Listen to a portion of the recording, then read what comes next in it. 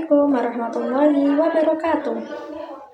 Perkenalkan, nama saya Iza Nailul Ulia dari Program Studi Pendidikan Guru Madrasah Ibtidaiyah semester 6. Baik, di sini saya akan mereview beberapa materi yang ada pada mata kuliah bimbingan konseling yang diampu oleh Bapak Ahmad Nasiruddin. Baik, untuk review materi pertama yakni tentang gangguan lambat belajar. Nah, lambat belajar atau dapat diistilahkan sebagai slow learner adalah kondisi di mana individu belajar lebih lambat dari teman sebayanya dengan kecerdasan di bawah rata-rata.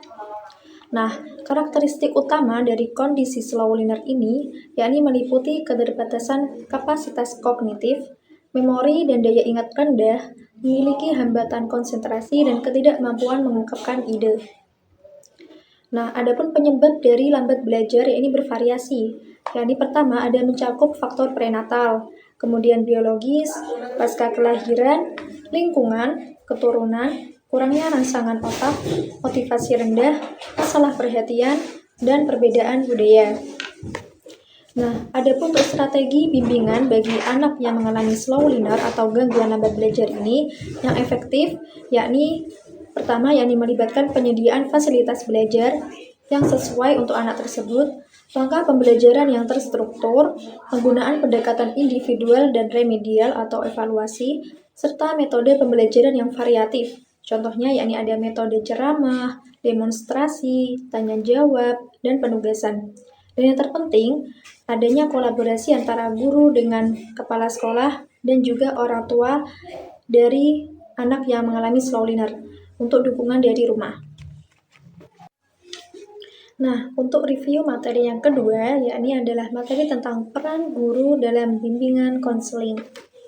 Nah, guru yang berfungsi sebagai transfusi pengetahuan dalam pembelajaran atau pembentuk moral dalam pembelajaran, maka secara otomatis guru pun harus memiliki peran penting dalam proses bimbingan konseling. Nah, adapun kode etik yang harus dimiliki guru sebagai konselor, yakni adalah harus menjaga kerahasiaan, kesetiaan terhadap orang lain, tanggung jawab, serta bersikap lemah lembut. Nah, adapun fungsi dan tugas guru BK, yakni adalah untuk mendidik, membimbing, mengarahkan, melatih, menilai, dan mengevaluasi peserta didik yang perlu bimbingan konseling. Nah, adapun untuk tugas yang spesifik, yakni adalah memberikan pemahaman yang mendalam terhadap siswa, perencanaan dan pelaksanaan layanan BK yang sesuai untuk siswa yang dalam proses bimbingan konseling, kemudian melakukan evaluasi kepada siswa tersebut, kemudian juga berperan sebagai pendidik, manajer konsultan, perancang kegiatan, dan pemecah masalah atau problem solver. Nah, bentuk dari bimbingan yakni adalah mencakup penelitian kondisi sekolah, penyusunan program bimbingan, baik dari pribadi, sosial, belajar, kemudian atau juga bisa dengan karir siswa untuk kedepannya, dan pelaksanaan evaluasi, dan melakukan bimbingan yang preventif. Untuk review materi yang ketiga, yakni tentang bimbingan bagi anak yang mengalami kurang motivasi belajar. Motivasi belajar sendiri adalah dorongan psikologis yang mempengaruhi keterlibatan dan pencapaian akademis siswa yang dipengaruhi oleh faktor internal maupun eksternal. Tanda-tanda anak yang mengalami kurang motivasi belajar, yakni pertama ada cepat bosan, mudah menyerah ketika mengerjakan tugas, kurang memerhatikan di kelas, dan sering mengabaikan nasihat dari guru. Kemudian sebab-sebab kurang motivasi belajar, yakni adalah kurangnya perhatian guru atau orang tua, masalah keluarga, pergaulan bebas yang dialami peserta didik atau siswa tadi, pembelajaran yang kurang tepat, serta minat, sikap, dan kondisi jasmani siswa yakni rendah.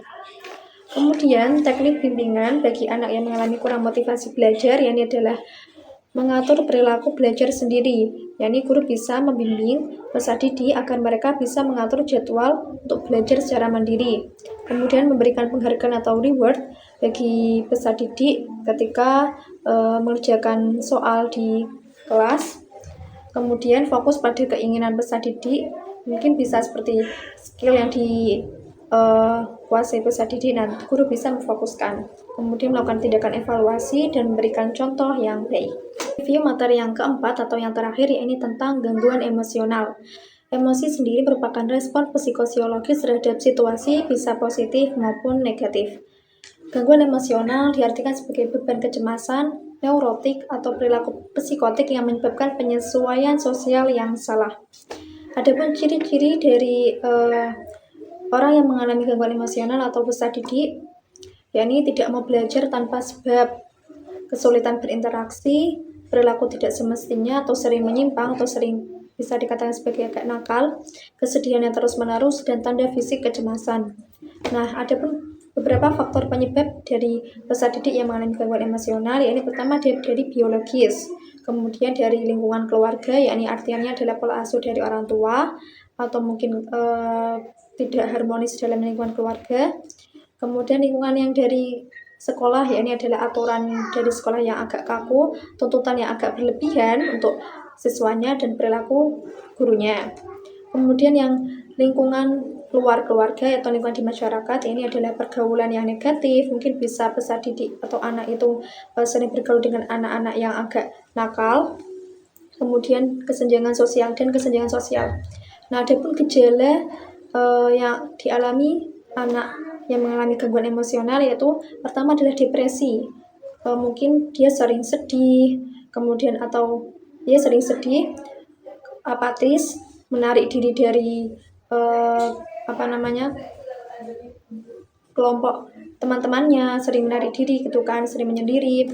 Kemudian kecemasan, dia sering gelisah, ketakutan, dan perilaku terganggu, yakni dia tidak patuh atau memberontak. Nah, adapun membantu peserta didik yang mengalami gangguan emosional, yakni guru dapat melakukan bimbingan konseling, yakni bisa konseling individu dan kelompok, kemudian berikan edukasi kepada siswa yang mengalami gangguan emosional, kemudian memberikan mungkin guru bisa